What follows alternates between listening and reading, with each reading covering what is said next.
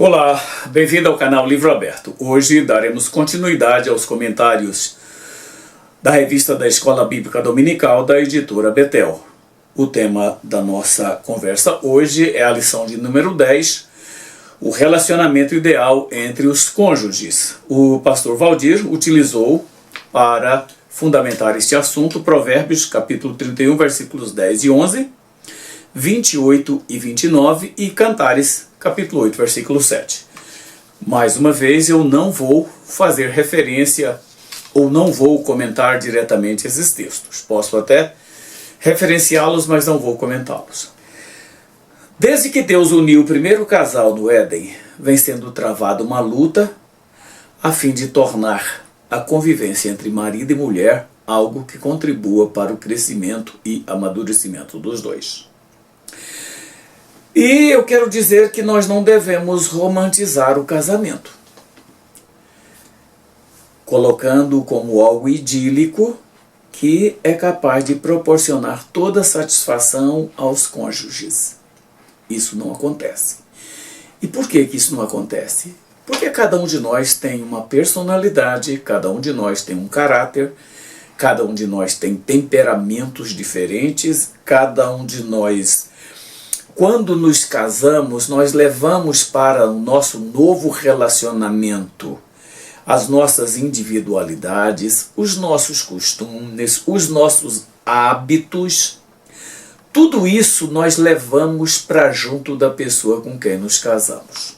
Claro, a outra pessoa também traz as mesmas coisas que nós levamos.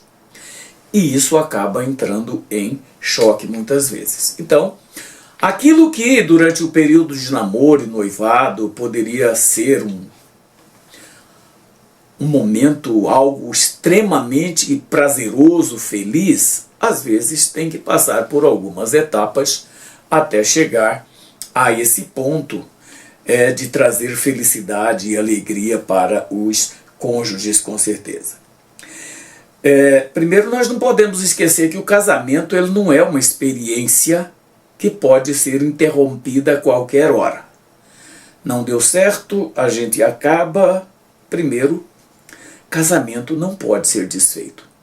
É uma coisa que nós precisamos entender. Logo, o que nós precisamos fazer? Nós precisamos ajustar as nossas diferenças a fim de tornar a nossa convivência algo prazeroso.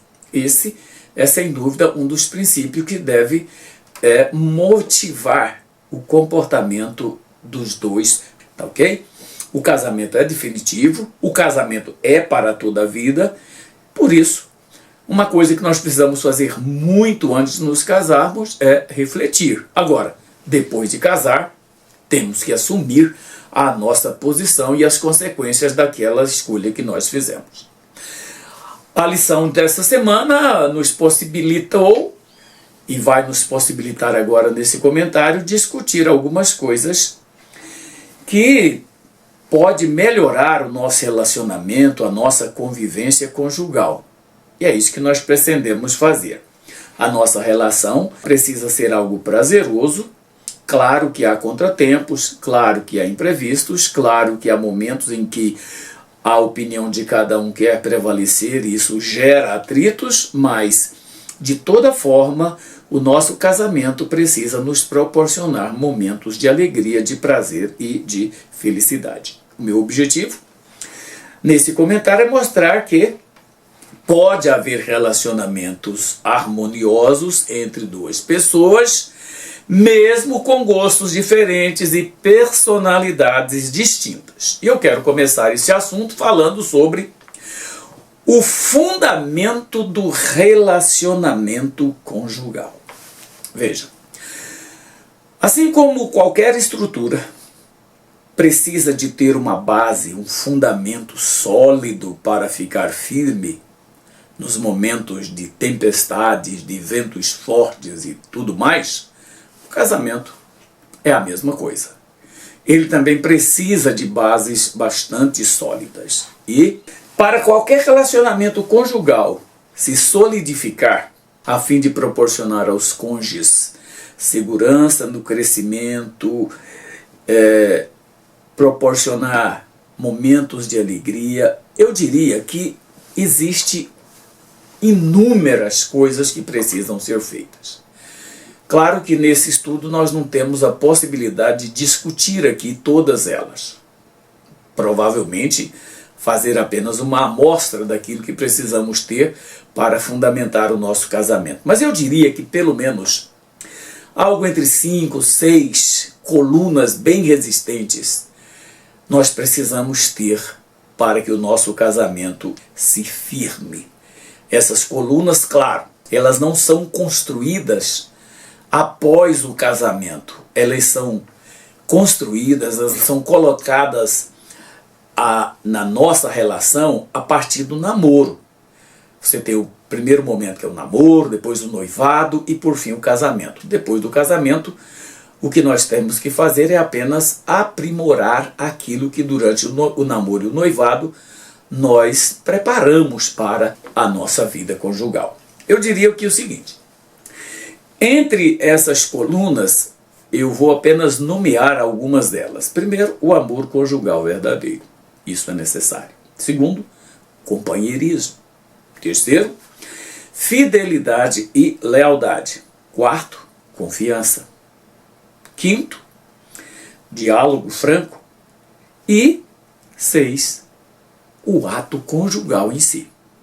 Claro, quando nos casamos, a expectativa talvez que mais nos provoque é o ato conjugal. Por isso, ele é importante.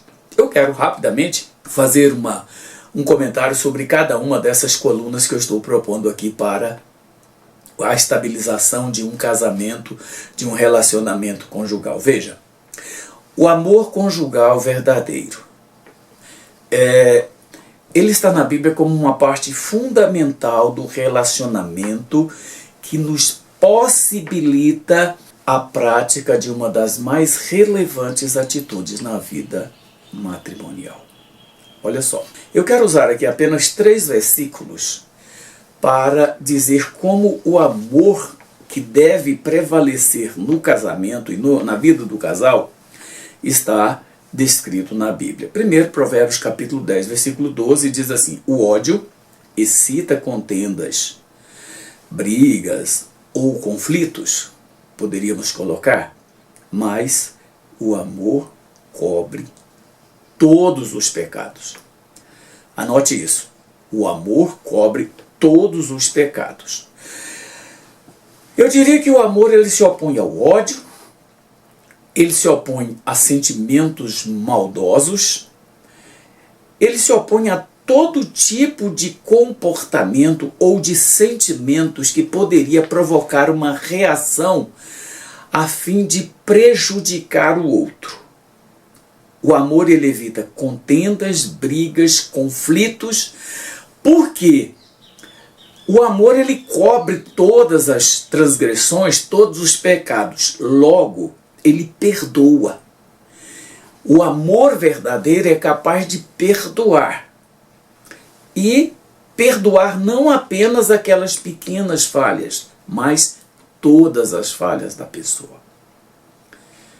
É interessante que nós temos facilidade em compreender e perdoar muita gente, menos o nosso cônjuge.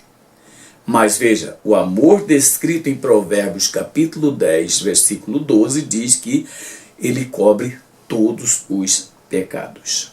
Em 1 Coríntios capítulo 13 e o versículo 7, está escrito que o amor tudo sofre, tudo crê, tudo espera, tudo suporta. Eu diria, lendo a tradução na linguagem de hoje, dizendo o seguinte: quem ama nunca desiste, porém suporta tudo com fé, esperança e paciência. Essa é outra característica do amor que nós temos na Bíblia. Essa descrição aqui de 1 Coríntios capítulo 13, vale dizer, é o dom, é o amor como um dom espiritual. Embora muitas vezes nós tenhamos utilizado esse texto de 1 Coríntios capítulo 13 em cerimônias de casamento, de noivado, enfim, quando estamos falando do amor romântico, do amor entre um homem e uma mulher, não era essa a intenção de Paulo quando escreveu, quando ele se propôs a mostrar um caminho sobremodo excelente depois de citar os dons espirituais no capítulo 12. Aqui ele fala que o amor é o dom supremo. Portanto, aquele que ama, ele não tem dificuldades, ou aquele que tem na sua vida o amor como um fruto do Espírito, ele não tem dificuldades nos seus relacionamentos, principalmente no relacionamento conjugal. O amor como um dom espiritual descrito aqui por Paulo é capaz de enfrentar qualquer dificuldade sem se alterar. Ele é resiliente, ele é paciente, ele nunca desiste e ele crê que as coisas sempre vão mudar para melhor. E 1 Coríntios capítulo 13, versículo 8, diz: o amor jamais acaba. Sabe, esse é o grande diferencial do amor verdadeiro. Ele não desaparece com as adversidades da vida conjugal. Como disse o poeta, amar não é olhar nos olhos do outro, é olhar na mesma direção. Quando as escrituras dizem que o amor jamais acaba, eu fico às vezes intrigado quando ouço casais dizendo que o amor acabou. Se existir amor de verdade, esse amor nunca vai se acabar. Então esse é o primeiro pilar que sustenta uma relação conjugal. A segunda é o companheirismo. Veja, o companheirismo ele é uma das formas de evidenciar o amor entre o casal. Se você ama, de verdade você vai ser companheiro. Essa é uma qualidade que possibilita ao casal andar juntos, enfrentar adversidades, apoiar um ao outro em todos os momentos da vida. Quando nós nos casamos, em geral, nós respondemos, nós afirmamos que estaremos dispostos a conviver com aquela pessoa na dificuldade, na abundância, na falta de tudo, na doença, na saúde, enfim. Então nós precisamos ser companheiros um do outro. Ser companheiro é você estar junto. E esses dias eu estava lendo uma notícia na internet que me chamou a atenção pela manchete e eu li aquela reportagem. Era a história de um casal na Holanda. Um casal de 93 anos de idade. Aquele casal enfrentou juntos uma doença que não tinha mais retorno. Ela era uma doença incurável. Aos 93 anos eles já não tinham mais nenhuma expectativa de se recuperarem daquela doença. A reportagem descreve aquele casal como sendo um casal inseparável. E diante daquela dificuldade que o crepúsculo da vida chegou, infelizmente, aquele casal tomou uma decisão interessante. Na Holanda, a pessoa que está doente, ela pode pedir a eutanásia. E eles pediram não a eutanásia simplesmente, mas eles pediram a eutanásia dupla, que é um caso mais raro de utilização da eutanásia. E a reportagem encerra dizendo que aquele casal morreu de mãos dadas. Imagine a cena. Imagine o significado disso para a família, para aquelas pessoas que tinham intimidade com aquele casal. Isso é companheirismo. É até na hora da morte estar de mãos dadas, juntos. Vamos seguir. A nossa terceira coluna é a fidelidade e a lealdade. Note, embora hoje se discuta muito a questão dos relacionamentos no casamento aberto, e, pasme, inclusive dentro da igreja isso acontece, a fidelidade e a lealdade devem ser uma demonstração de cuidado para a preservação da pureza e o leito sem mácula no casamento. Fidelidade e lealdade são coisas que não pode faltar na vida de um casal. Quando isso falta, significa que algo muito importante não está bem. Algo que poderia resolver muitas questões não está bem na vida daquele casal. Embora fidelidade e lealdade sejam utilizadas quase sempre como sinônimos, elas não são sinônimas na vida conjugal. A fidelidade, em geral, ela está relacionada ao relacionamento sexual. Ela vai sempre se referir ao relacionamento sexual do casal. E valores emocionais também, evidentemente. Isso significa que no contexto do casamento, a fidelidade implica que os parceiros, que os cônjuges se comprometem a ser exclusivamente um do outro. Isso é fidelidade, relacionado ao sexo, como eu disse. Agora, já a lealdade é diferente. A lealdade, ela é muito mais abrangente. A lealdade envolve mais do que fidelidade relacionada a sexo. Ela envolve compromisso, apoio e adesão aos princípios e valores que são compartilhados. Eu diria o seguinte, que no contexto do casamento, a fidelidade está relacionada a um voto que você fez. Em geral, quando vamos celebrar um casamento, perguntamos aos nubentes se eles se comprometem a ser fiéis um ao outro. E eles dizem sim. Mas dificilmente nós perguntamos se eles se comprometem a ser leais um ao outro. Sabe por quê? Porque a fidelidade ela se baseia, talvez, numa promessa, numa obrigação, eu diria. Mas a lealdade é um ato voluntário, é um ato de entrega, de doação para o outro. É muito mais importante, eu diria até, do que a fidelidade.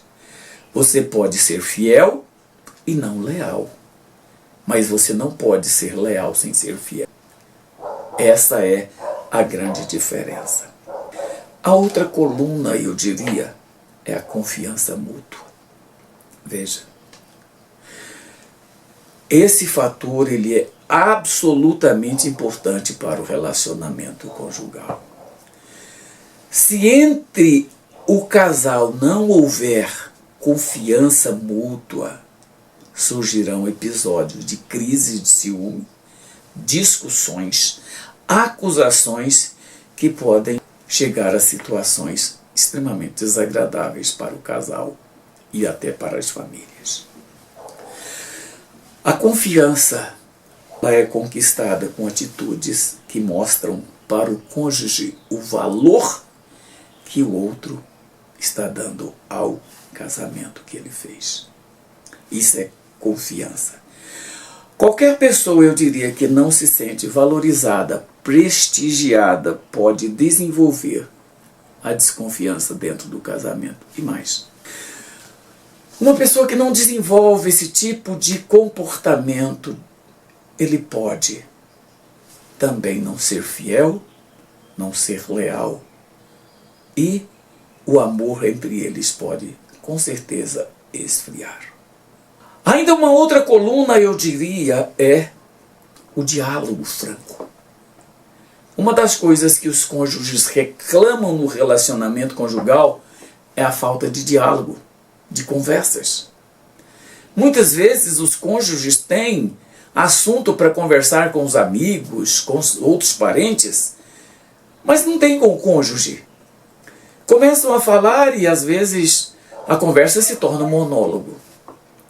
Ou descamba para uma discussão, uma briga, mas não há diálogo, não há conversa, não há uma forma de lidar com temas controversos, difíceis, de forma pacífica, por conta da falta de diálogo.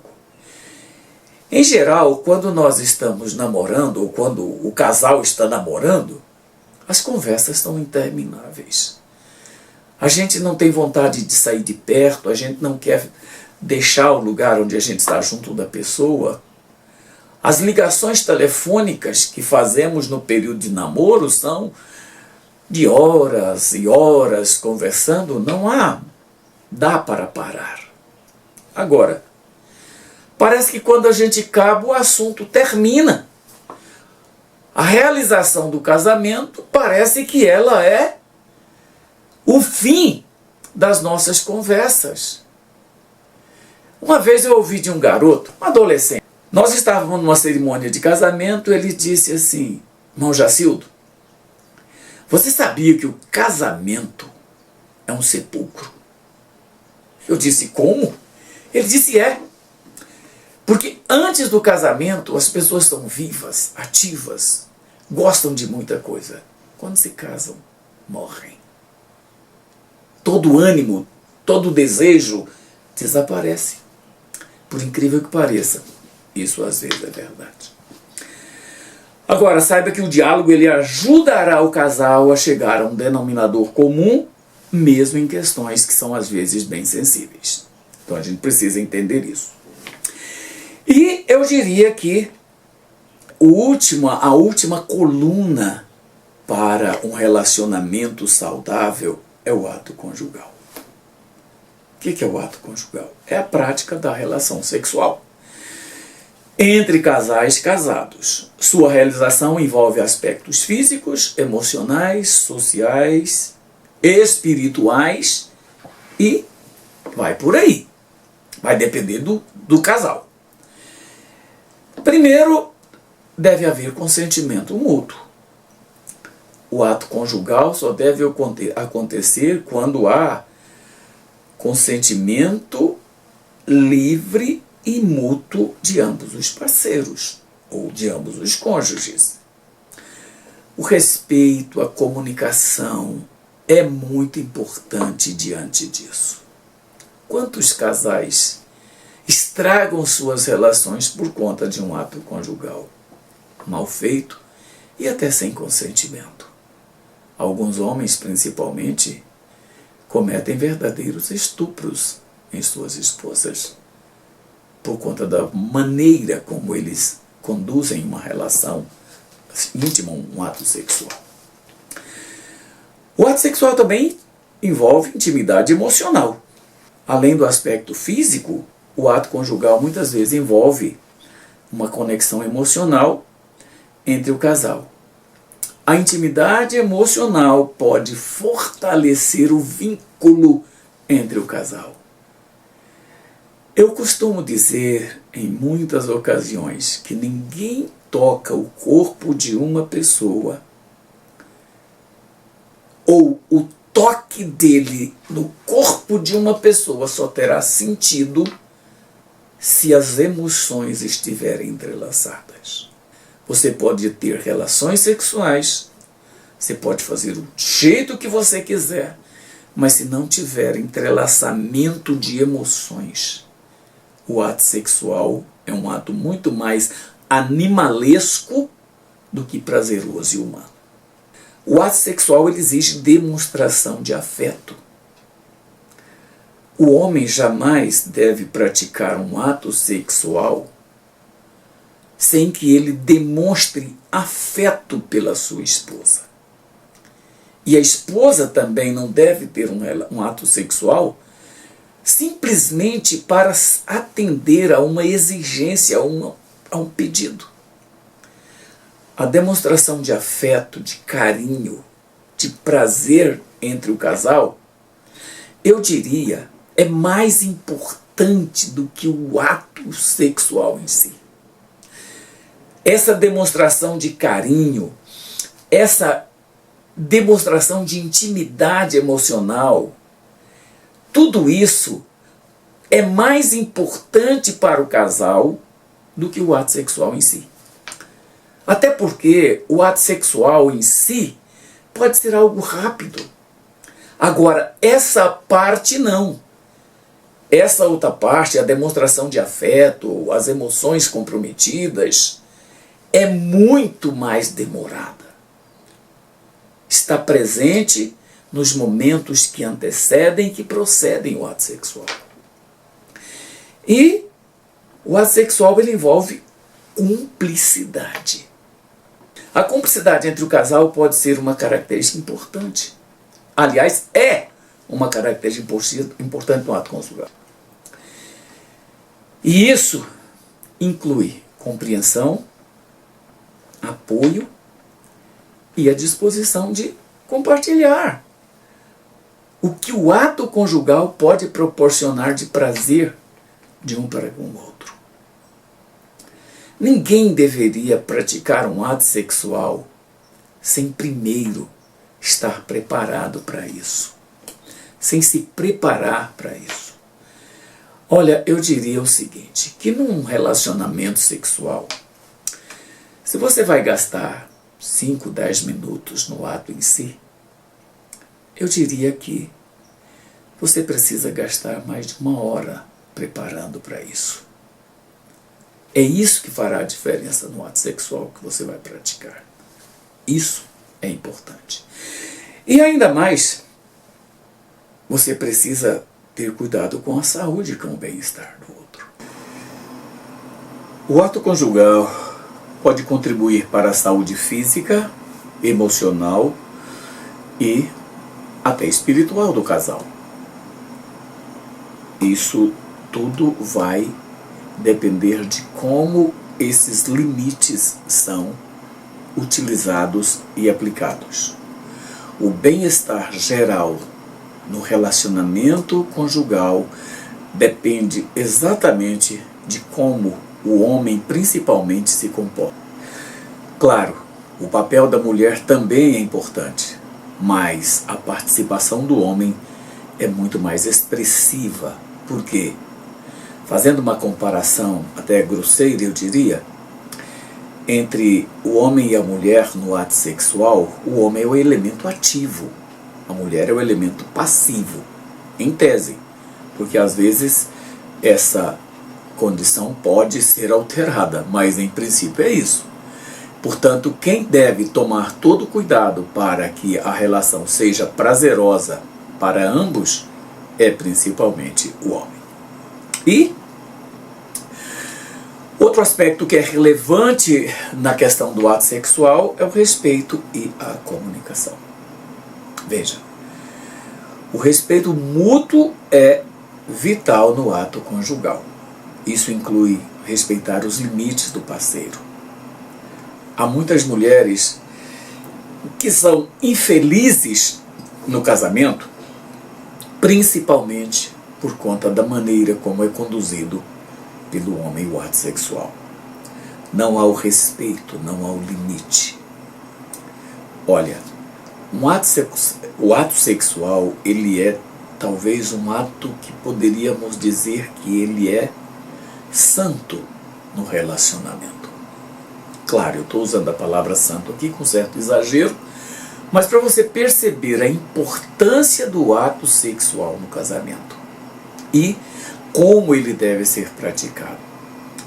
Por exemplo, vai aqui uma colocação um tanto exagerada, mas ela deve ser observada.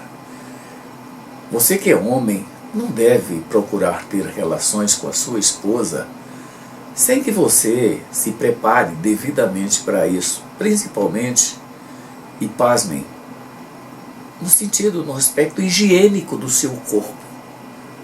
Você deve se preparar para isso. A mulher, ela não terá prazer, com certeza, se na hora do ato sexual ela perceber qualquer situação de falta de higiene ou de comportamento inadequado da sua parte. Outro aspecto importante no ato sexual é o respeito e a comunicação. O respeito mútuo é vital no ato conjugal. Isso inclui você principalmente respeitar os limites e tratar seu cônjuge de maneira muito cuidadosa. O ato sexual é algo muito sensível. Não é uma coisa que você faz de qualquer jeito, de qualquer maneira. A sua libido pode estar nas alturas, você pode estar com a sua testosterona o mais alto possível, mas os limites devem ser respeitados. Você precisa ouvir as necessidades do seu cônjuge. Você precisa perceber quais são os desejos dessa pessoa no momento do ato sexual. E conversar, falar sobre aquilo que você acha que é importante, que você precisa para que o ato sexual seja prazeroso. Mas acima de tudo, lembre de uma coisa: respeito aos limites. Respeito ao que o outro pensa sobre o ato sexual. Incluindo aí valores culturais e religiosos. Principalmente as mulheres, elas levam muito a sério a questão dos valores religiosos para estabelecer limites do ato sexual. Posições, momentos, lugares, enfim. Vários itens são alistados pelas mulheres para que o ato sexual seja uma coisa prazerosa, seja uma coisa que ela sente desejo e vontade de praticar. Tudo isso nós precisamos tomar cuidado. É importante que os homens não ultrapassem esses limites. Ela é sua mulher? Você pode até alegar: a Bíblia diz que a mulher não tem poderes sobre o seu corpo, mas tem do marido. Concordo, mas acontece que a Bíblia também diz que o marido não tem o domínio completo do seu corpo, mas é a mulher que tem. Então, portanto, as barreiras, os limites devem ser respeitados com muita clareza. Discutam honestamente o que é bom, o que pode, o que não pode, como deve, como não deve. Isso de modo muito claro, de modo muito transparente, respeitando tudo que o outro precisa ter de respeito, tornando o ato sexual algo de fato muito prazeroso. Caso contrário, ele vai ser algo intimidador para a mulher, desconfortável e principalmente de frustração para o homem. O tópico número 2 da nossa lição fala sobre o que pode ser feito para melhorar o relacionamento conjugal. Eu gostaria de plagiar aqui Jacques Delors, um educador e político francês que em 1996 recebeu um convite da Unesco para fazer uma pesquisa a respeito de como melhorar a educação no século XXI. E ele fez essa pesquisa com a sua equipe e apontou 4 pilares que poderiam ser utilizados para, de fato, alavancar a educação no século XXI. E eu quero citar esses pilares que foram colocados por Jacques Delors como também algo que pode ser colocado no casamento para melhorar o relacionamento conjugal, para melhorar a vida do casal. Tá? Esses mesmos pilares, portanto, podem ser adotados a fim de melhorar o nosso relacionamento. E eles são os seguintes. Primeiro, aprender a conhecer. Aqui nós estamos falando de uma educação mais moderna, com a utilização de metodologias ativas, com a independência maior por parte dos alunos. Então, esses pilares, eles são importantes no desenvolvimento e no processo educativo. E na vida conjugal, eles também podem ser utilizados. Então, quando você fala de aprender a conhecer, principalmente desenvolver capacidades de olhar para o outro com compreensão, capaz de analisar criticamente, de adquirir novas formas de agir diante das diversas situações da vida decorrentes do casamento. Aprender a conhecer é relevante. Por quê? Porque se você consegue fazer isso de forma coerente, de forma clara, você vai conhecer melhor a você mesmo, ao seu cônjuge e as situações consequentes de um relacionamento conjugal e de um casamento. Então isso é muito importante que você precisa fazer, ok? O segundo pilar que ele apontou foi aprender a fazer. Olha, na vida conjugal, nós precisamos agir muitas vezes. E agir fazendo. Há muitos homens que eles acham que a mulher é o homem da casa. E isso não é verdade. O homem precisa ter iniciativa, ocupar o seu espaço, mas principalmente cumprir a sua responsabilidade. Não é normal que você deixe a sua casa, o ambiente onde você vive com a sua família, de qualquer jeito. Uma torneira que está quebrada, uma lâmpada que está queimada, uma sujeira que precisa ser tirada, algo que precisa ser consertado, quem tem que tomar a iniciativa é você. Então você precisa aprender a fazer com que o seu casamento, o seu lar, a sua família seja algo mais importante do que simplesmente aquele ambiente, aquela situação que você vive. Nós precisamos desenvolver, mesmo que já tenhamos, habilidades e levarmos isto para o nosso casamento. É importante aprender a fazer. Nós devemos ter habilidades práticas, disposição para trabalhar. Há muitos homens que trabalham muito fora de casa, mas em casa são muito preguiçosos. E a gente precisa aplicar isso no dia a dia. Veja, o companheirismo no casamento exige que o homem participe de tudo dentro de casa. Há certos homens que acham que se eles fizerem qualquer coisa para ajudar a esposa dentro de casa, ele vai parecer menos macho do que ele é. E é uma grande bobagem você pensar isso. Todos os trabalhos de casa, desde limpezas mais pesadas até as coisas mais simples, cabem ao homem fazer. E não é demérito nenhum para você fazer aquilo que, em tese, é responsabilidade da mulher. O que há de errado se você cozinhar, lavar uma louça, limpar uma casa, limpar um fogão, fazer qualquer coisa nessa área? Nada demais. Então você precisa aprender a fazer. Você precisa aprender a resolver questões dentro da sua casa que, de outra forma, não serão nunca resolvidas. E o terceiro pilar é o de aprender a conviver. Veja só, ao nos casarmos, nós perdemos muito, ou pouco, eu diria, da nossa individualidade.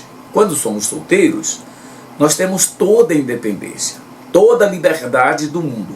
Quando nos casamos, isso se restringe. E precisamos aprender a conviver com a diferença, com a opinião do outro, com aquilo que o outro julga ser melhor. Veja, caso não façamos isso, nós vamos ter problemas e problemas sérios no nosso casamento. Eu disse que quando nós nos casamos, levamos uma bagagem que nós trazemos de nossa família, seja a nossa herança genética ou a herança cultural mesmo de nossas convivências. Então veja que nessa etapa agora precisaremos desenvolver habilidades e atitudes sociais, éticas e interpessoais para poder ter um convívio adequado com a pessoa com quem nós nos casemos. Aprender a conviver envolve a promoção de compreensão mútua, respeito ao que o outro agregou à nossa vida. Muitas vezes são coisas bem diferentes daquelas que nós estávamos habituados a ter. Veja, muitos antes de casar, tanto homens quanto mulheres, tinham um tratamento muito especial em casa, pela condição de filho mais novo, por exemplo, ou de filho mais velho. Por vários fatores, nós poderíamos ter um tipo de tratamento dentro de casa que nos diferenciasse. E às vezes, quando a gente casa, a gente quer que esse comportamento continue, e às vezes não. Às vezes nós precisamos abrir mão de certos valores que nós tínhamos antes do nosso casamento. Então nós precisamos aprender a conviver. Precisamos da cooperação e diálogo para a gente construir aqui uma relação que seja sólida. Aprenda a conviver com o outro. Você precisa ter cuidado com aquilo que você faz, com aquilo que você é, com aquilo que vai determinar de fato a sua relação conjugal, a sua vida familiar. E o quarto pilar que ele colocou foi aprender a ser.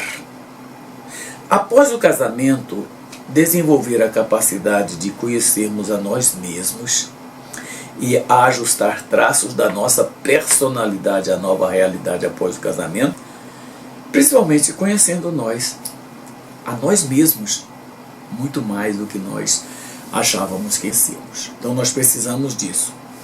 Sócrates afirmava que o homem precisava conhecer-se a si mesmo. E isso continua até hoje. Isso vai dar muito mais sentido no seu casamento se você conhecer os seus limites, suas carências, suas necessidades, suas possibilidades e, por que não dizer, o seu próprio potencial. Tudo isso você precisa. Então, devemos desenvolver e cultivar habilidades emocionais, criativas e de autodeterminação, visando fortalecer principalmente o nosso relacionamento conjugal. Sem que isso aconteça, provavelmente nós vamos ter alguns problemas, tá? Veja que na educação e na vida conjugal, esses pilares eles estão entrelaçados e buscam formar uma base sólida para a convivência ao longo da nossa vida, na formação e no desenvolvimento de nossas famílias. Isso é muito, mas muito importante. E o terceiro item da nossa conversa de hoje é alcançando a maturidade conjugal. Olha só, a maturidade é um processo. Ninguém amadurece de uma noite para o dia. Ninguém amadurece durante uma semana. Nós amadurecemos devagar. É um processo. Esse processo ele envolve experimentar situações novas, conflitos muitas vezes, dificuldades, situações problemáticas, tudo isso. Agora, veja só, se você consegue manter o equilíbrio nesse processo, você vai fazer o quê? Você vai ter mais estabilidade, segurança e vai ter mais capacidade para tomar decisões que sejam relevantes, que sejam importantes na sua vida conjugal. Desenvolver a maturidade em um relacionamento conjugal é importante para promover a compreensão, o respeito, e o crescimento mútuo. Maturidade talvez deve ser a principal meta de um relacionamento conjugal. Isso principalmente quando nós saímos de nossas famílias e precisamos nos ajustar à nova realidade em que nós vamos viver. Eu quero alistar aqui apenas algumas áreas que podem contribuir para a nossa maturidade na vida conjugal. Primeiro, comunicação. Nós precisamos aprender a nos comunicarmos. Comunicar é uma linha de mão dupla. Você precisa falar, mas você precisa também ouvir. Caso contrário, não é uma comunicação aberta. A comunicação ela não deve ter ruídos. O que é que caracteriza um ruído na comunicação? Uma frase dita de forma errada, uma palavra mal colocada, algo que não seja devidamente compreendido pelo outro. Tudo isso caracteriza ruídos na comunicação e que vai prejudicar. Agora, esteja sempre disposto a expressar seus sentimentos, pensamentos e preocupações, mas de maneira muito respeitosa. Lembre-se de uma coisa: você tem direitos, mas você tem limites. E o seu limite está onde o direito do outro começa. Você não pode impor aquilo que você quer, aquilo que você acha que é certo, porque você é o homem ou porque você é a mulher. Precisamos ter cuidado com a comunicação na hora de decidirmos e tomarmos decisões em casa. Aprenda a ouvir. Veja, nós temos 2 ouvidos e uma boca. Infelizmente a gente inverte a quantidade de coisas que a gente deveria fazer com esses membros do nosso corpo. Nós falamos muito mais do que ouvimos. Dizem que nós precisamos fazer cursos de escutatória e não de oratória. Porque a gente quer falar muito bem, a gente quer se comunicar muito bem, mas a gente tem dificuldade em ouvir. A gente precisa aprender a ouvir o outro. Aliás, essa é uma grande queixa, principalmente das mulheres nos relacionamentos. Claro, tem muitos homens também que se sentem prejudicados nisso. Outra área que é importante é a questão da empatia. Empatia significa você colocar-se no lugar do outro, procurando compreender suas emoções e as suas perspectivas. Se você é uma pessoa que tem empatia pelo seu cônjuge, isso vai fortalecer e muito a conexão emocional e ajuda principalmente a evitar mal-entendido. Eu diria que uma das frases que mais ouvimos nas queixas dos cônjuges em relação aos diálogos estabelecidos ou a tentativa de desenvolver diálogos é a seguinte: ele ou ela não me ouve, não me entende. Exatamente por conta disso, nós precisamos aprender a desenvolver a empatia, a sentir o que o outro está sentindo, a ver com o olhar do outro. Precisamos olhar numa mesma direção, nós precisamos ter uma visão sinótica, eu diria, na hora de tomar decisões, e não olhar cada um para o seu lado e querer fazer as coisas. Isso vai acabar dando errado. Aprenda a resolver de modo construtivo, de modo tranquilo, eventuais conflitos. Ora, numa relação conjugal, sempre haverá momentos de conflito. Sempre. Mesmo que os cônjuges sejam contrários a discussões, a questões dessa dureza, mas sempre vai haver alguma hora os conflitos. Aprenda. Encare os desentendimentos como uma oportunidade para você aprender coisas novas. A gente aprende muito quando nós somos confrontados. Agora, vamos aprender só se soubermos lidar com a situação. Se quisermos impor pela força a nossa opinião, exigir que o outro nos respeite, exigir que o outro aceite aquilo que nós queremos, aí não vai resolver conflitos. Você vai criar mais conflitos e vai ter mais problema. Tá? Então veja, aprenda a ceder, a aceitar a opinião do outro para resolver qualquer tipo de impasse. Olha, às vezes há uma frase que ela é atribuída a Shakespeare e que cabe muito bem no casamento. Às vezes é melhor você ser gentil do que você estar certo.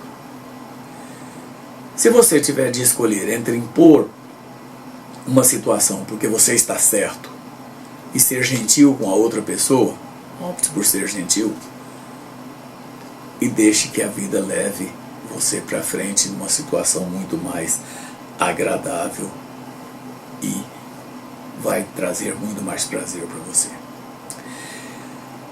E procure, evidentemente, o desenvolvimento contínuo. Nós, se pararmos, nos isolarmos, a probabilidade de nós errarmos muito mais é grande. Então, aprenda a se desenvolver. Nunca pare. Procurar desenvolvimento pessoal, contínuo, exige, inclusive, que você seja um incentivador do outro. Olha, por exemplo, voltar a estudar, se preparar para um concurso e fazer alguma coisa, até mesmo sair do sedentarismo. Hoje, existem muitas pessoas doentes porque são sedentárias, porque não gostam de se movimentar. Então, até isso é importante. O estímulo que um dá ao outro na hora de sair do sedentarismo, na hora de fazer uma prática esportiva qualquer, ou mesmo uma caminhada, alguma coisa, isso é muito importante. E lembre-se de uma coisa, esteja sempre aberto para mudanças. Isso vai sempre ser exigido de você. Adapte, aprenda a se adaptar às situações. Aprenda a compreender as situações à medida que o tempo vai passando. Nós não podemos ser cabeça dura. A maturidade no relacionamento envolve aceitar as pessoas que estão em constante desenvolvimento do nosso lado. Veja, o seu cônjuge, a cada ano que passa, ele pode mudar de comportamento. Isso é natural. O ser humano, ele evolui psicologicamente, ele evolui cognitivamente, ele evolui em várias áreas. E isso precisa ser aceito, compreendido no relacionamento conjugal.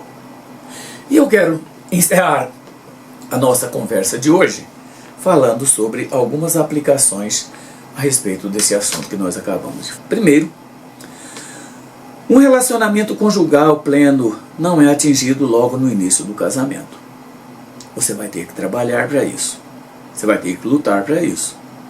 Você vai ter que se esforçar para ter um casamento que seja prazeroso para você, que seja maduro e que seja capaz de enfrentar as dificuldades que essa condição na sua vida vai trazer para você.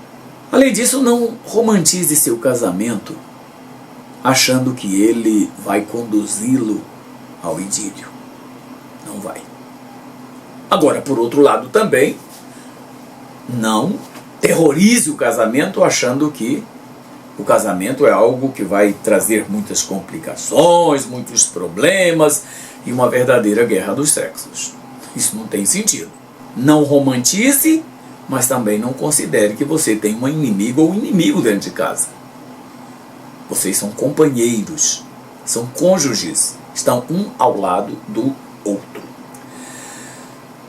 Terceiro, no casamento, todo radicalismo é perigoso. Portanto, entenda uma coisa, a melhor atitude para resolver qualquer impasse é a sensatez. É a sensibilidade ao que o outro está precisando e sentindo. 4. Assim como toda estrutura precisa de bases sólidas, o casamento também.